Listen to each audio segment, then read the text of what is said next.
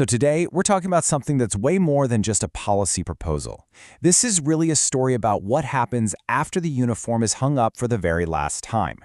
It's about service, it's about identity, and it's about a really powerful idea that was born from one veteran's lifelong search for a mission. You see this quote, "To anyone else, it's just stuff on the wall. To me, it's a timeline." Those are the words of JP Jim Stevens, a veteran whose life story is literally told through the patches, the certificates, and all the mementos on his wall.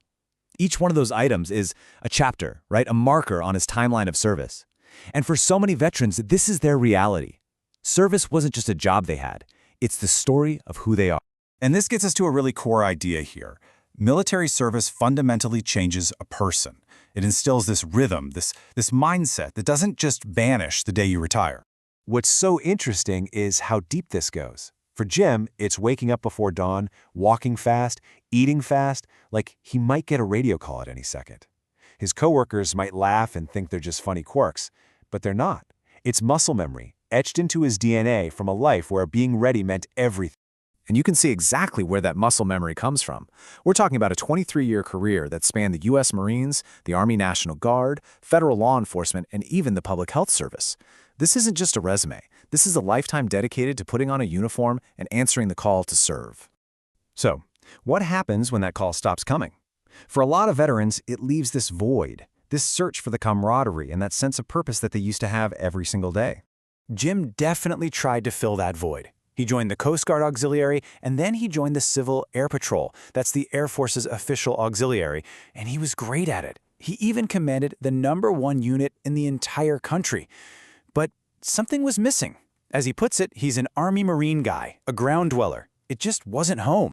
And that experience led him to a pretty startling realization.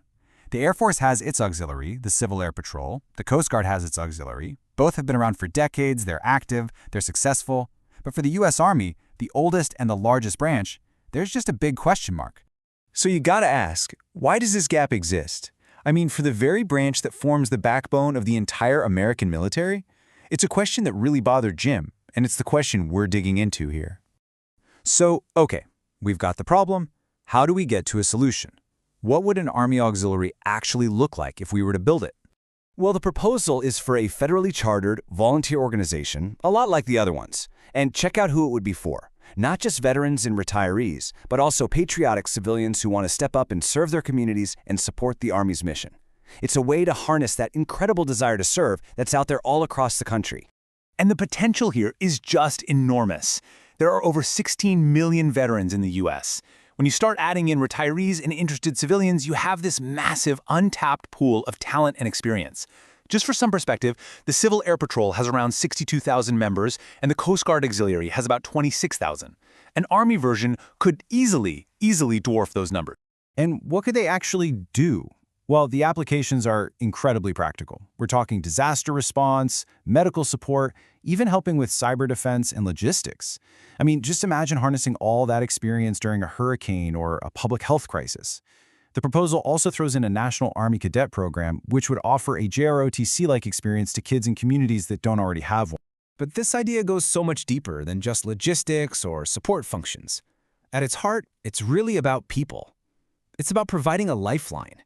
Let's just talk numbers for a second, because the contrast here is pretty staggering. It costs over $700 million for just one Army Brigade combat team to operate for a year.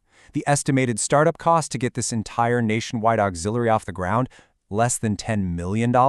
In the world of defense spending, that is an incredibly small investment for a massive potential return. But the most important return on that investment isn't financial. The real value here is measured in something that is way more precious. 17. That's the approximate number of veterans who die by suicide every single day in the United States. It's a tragic, absolutely heartbreaking statistic. And it just underscores the profound importance of having a community, of having a purpose, of staying connected. And that's the core of it, right here, in Jim's own words: fellowship, friendship, and a shared mission that can provide something that therapy alone sometimes can't. It's about restoring that sense of belonging that so many veterans lose when they leave the service. It truly is a lifeline. Which brings us full circle right back to the idea that a soldier's commitment, it doesn't just end. You know, that old field jacket on the coat rack? Those habits that never seem to fade away? They're all symbols of an identity that is permanent. The pride, the discipline, the desire to be part of something bigger than yourself, those things just don't have an expiration date. It's a phrase we've all heard, and it powerfully captures this entire concept. The spirit of service is still there, long after active duty is over. The only thing missing is an opportunity to channel it. So we're left with this one final thought, the oath of enlistment. The spirit of it has no expiration date. So what if we created a structure that actually honored that reality? What if we gave every soldier, past and present, a real way to keep serving the nation they love? Just imagine what we could build then.